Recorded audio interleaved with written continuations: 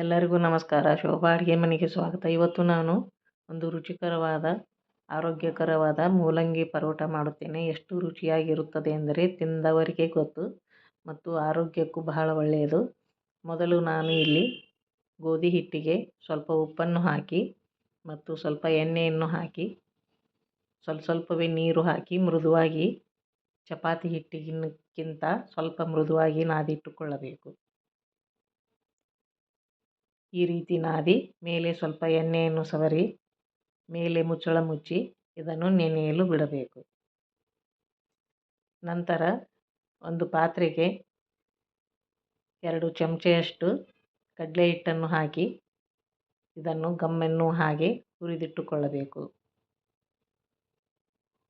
ಈ ರೀತಿ ಹುರಿದಿಟ್ಟುಕೊಂಡು ನಂತರ ಮೂಲಂಗಿಯನ್ನು ಮೇಲಿನ ಸೊಟ್ಟೆ ತೆಗೆದು ಮೂಲಂಗಿಯನ್ನು ಸ್ವಲ್ಪ ದೊಡ್ಡ ಕಣ್ಣಿರುವ ಹೆರ್ಚುಮನಿಯಿಂದ ಈ ರೀತಿಯಾಗಿ ಹೆಚ್ಚಿಟ್ಟುಕೊಳ್ಳಬೇಕು. ನಂತರ ಇದನ್ನು ಚೆನ್ನಾಗಿ ಹಿಂಡಿ ಈ ರೀತಿ ತಟ್ಟೆಗೆ ಹಾಕಿಕೊಳ್ಳಬೇಕು. ಎಲ್ಲವನ್ನು ಇದೇ ರೀತಿ ಹಾಕಿಟ್ಟುಕೊಳ್ಳಬೇಕು. ನಂತರ ಒಂದು ಪಾತ್ರೆಗೆ ಸ್ವಲ್ಪ ಎಣ್ಣೆಯನ್ನು ಹಾಕಿ ಅದಕ್ಕೆ ಜೀರಿಗೆ ಮತ್ತು ಅಜವಾನವನ್ನು ಹಾಕಿ ಚಟಪಟ ಅಂದ ನಂತರ ಗಮ್ಮೆಂದು ವಾಸನೆ ಬರುವುದು. ನಂತರ ಅದಕ್ಕೆ ಜಜ್ಜಿದ ಹಸಿ ಶುಂಠಿ ಮತ್ತು ಹಸಿಮೆಣಸಿನಕಾಯಿ ಪೇಸ್ಟನ್ನು ಹಾಕಿ ಸ್ವಲ್ಪ ಹೊತ್ತು ಫ್ರೈ ಮಾಡಿಕೊಳ್ಳಬೇಕು. ನಂತರ ಅದಕ್ಕೆ ಹೆಚ್ಚಿದ ಮೂಲಂಗಿಯನ್ನು ಹಾಕಿ ನಂತರ ಅದಕ್ಕೆ ಈರುಳ್ಳಿಯನ್ನು ಹಾಕಿ ಬೇಕಿದ್ದಲ್ಲಿ ಮೊದಲೇ ಈರುಳ್ಳಿಯನ್ನು ಹಾಕಿಕೊಳ್ಳಬಹುದು. ಇದನ್ನು ಬಹಳ ಬೇಯಿಸುವ ಅವಶ್ಯಕತೆ ಇಲ್ಲ, ಸ್ವಲ್ಪ ಬೇಯಿಸಿಕೊಳ್ಳಬೇಕು. ನಂತರ ಅದಕ್ಕೆ ಅರಿಶಿನ ಪುಡಿ, ಅಚ್ಚೆ ಖಾರದ ಪುಡಿ, ಧನಿಯಾ ಪೌಡ್ರು ಮತ್ತು ಅಮ್ಚೂರ್ ಪೌಡ್ರು,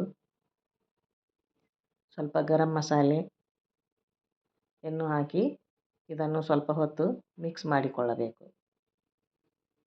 ಸಣ್ಣ ಉರಿಯಲ್ಲಿ ಮಿಕ್ಸ್ ಮಾಡಿಕೊಳ್ಳಬೇಕು. ಇಷ್ಟಾದರೆ ಸಾಕು, ಬಹಳ ಬೇಯಿಸುವ ಅವಶ್ಯಕತೆ ಇಲ್ಲ. ನಂತರ ಇದಕ್ಕೆ ಹುರಿದಿಟ್ಟ ಕಡಲೆ ಹಿಟ್ಟನ್ನು ಹಾಕಿ ಚೆನ್ನಾಗಿ ಮಿಕ್ಸ್ ಮಾಡಿಕೊಳ್ಳಬೇಕು. ಕಡಲೆ ಹಿಟ್ಟು ಹಾಕಿರೋದರಿಂದ ಇದು ಬೈಂಡಿಂಗ್ ಚೆನ್ನಾಗಿ ಆಗೋದು, ಹೂರಣ ಚೆನ್ನಾಗಿ ಆಗೋದು. ನಂತರ ರುಚಿಗೆ ತಕ್ಕಷ್ಟು ಉಪ್ಪು ಮತ್ತು ಕೊತ್ತಂಬರಿಯನ್ನು ಹಾಕಿ ಚೆನ್ನಾಗಿ ಮಿಕ್ಸ್ ಮಾಡಿದರೆ ಹೂರಣ ರೆಡಿಯಾಗುತ್ತದೆ. ಇದು ಆರಿದ ನಂತರ ಈ ರೀತಿ ಆಗುವುದು. ಈಗ ಮೂಲಂಗಿಯ ಹೂರಣ ಆರಿದೆ, ಕನಕವು ನೆನೆದಿದೆ. ಈಗ ಪರೋಟ ಮಾಡಲು ಈ ರೀತಿ ಹಿಟ್ಟನ್ನು ತೆಗೆದುಕೊಂಡು ಈ ರೀತಿ ಹಿಟ್ಟಿನಲ್ಲಿ ಅದ್ದಿ ಸ್ವಲ್ಪ ಪುರಿ ಆಕಾರದಲ್ಲಿ ಲಟ್ಟಿಸಿಕೊಂಡು ನಮಗೆ ಪರೋಟ ಎಷ್ಟು ದಪ್ಪ ಬೇಕೋ ನೋಡಿಕೊಂಡು ಹಿಟ್ಟನ್ನು ತೆಗೆದುಕೊಳ್ಳಬೇಕು. ನಂತರ ಅದಕ್ಕೆ ಸ್ವಲ್ಪ ಎಣ್ಣೆಯನ್ನು ಸವರಿ ಆರಿದ ಮೂಲಂಗಿ ಹೂರಣವನ್ನು ಈ ರೀತಿ ಮಾಡಿಕೊಂಡು ಲಟ್ಟಿಸಿದ ಎಲೆಯಲ್ಲಿ ಹಾಕಿ ಈ ರೀತಿ ತುಂಬಿ ಪರೋಟ ಮಾಡಲು ಈ ರೀತಿ ಮಾಡಿಕೊಳ್ಳಬೇಕು. ಈಗ ಗೋಧಿ ಹಿಟ್ಟಿನಲ್ಲಿ ಅದ್ದಿ ಸ್ವಲ್ಪ ದಪ್ಪದಾಗಿ ಲಟ್ಟಿಸಿಕೊಳ್ಳಬೇಕು.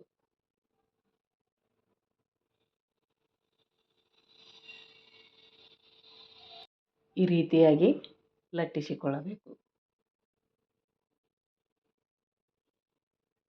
ಸ್ವಲ್ಪ ದಪ್ಪವಿದ್ದರೆ ಪರೋಟ ಚೆನ್ನಾಗಿರುವುದು. ನಂತರ ಇದನ್ನು ಕಾದ ಹೆಂಚಿಗೆ ಹಾಕಿ ಎರಡು ಬದಿ ಚೆನ್ನಾಗಿ ಬೇಯಿಸಿಕೊಳ್ಳಬೇಕು.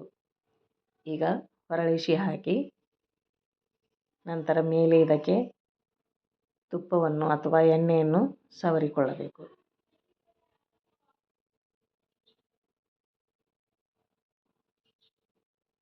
ಈ ರೀತಿ ಎರಡು ಬದಿಗೆ ಎಣ್ಣೆ ಅಥವಾ ತುಪ್ಪದಿಂದ ಇದನ್ನು ಬೇಯಿಸಿಕೊಳ್ಳಬೇಕು.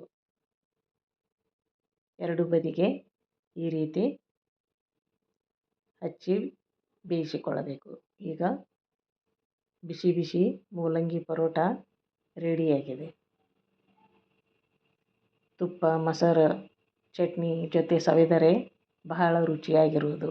ದೇಹಕ್ಕೂ ಥಂಡಿ ಕಾಲದಲ್ಲಿ ಕಾವಾಗಿ ನೆಗಡಿಯದು ಬರುವುದಿಲ್ಲ.